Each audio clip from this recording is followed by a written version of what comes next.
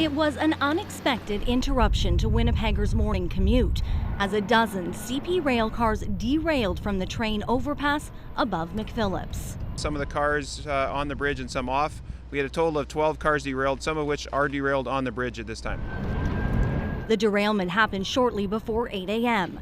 CP says the train was traveling at low speed in the rail yard when the incident occurred, but did not say what may have led to the problem. Winnipeg Fire Paramedic Service Assistant Chief Scott Wilkinson says it's a rare occurrence. It doesn't happen too frequently, and usually because of the lower speeds and the type of derails involved, it's usually not major, and unfortunately this was the same. Police, fire, and a hazmat crew were all immediately called in. An area was put under evacuation order while crews did a risk assessment. So until we were able to identify the product, they go into action to help identify it. We brought out our overpass, or our drone unit, to provide intelligence to our hazmat unit. And after full investigation, we were able to determine the nature of the derailment and the amount of damage. While cars could be seen leaning at sharp angles off the tracks, the company says all remained upright.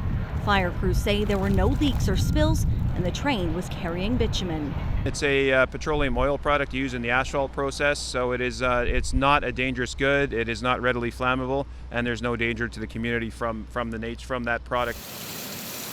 The owner of nearby George's Burger and Subs says they weren't allowed to go inside their restaurant until crews could determine if there was any danger. They didn't even allow us to be in the building, so we are just like 2 hours behind. While trains on adjacent tracks continue to run, the structural integrity of the bridge, which was built in 1912, must still be assessed.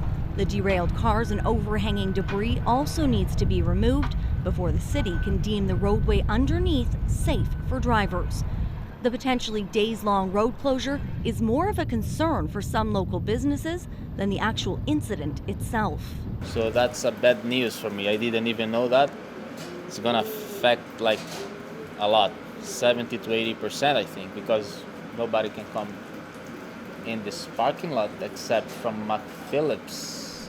While no one was hurt, the Transportation Safety Board has also sent a team of investigators to the site. Brittany Greenslade, CBC News, Winnipeg.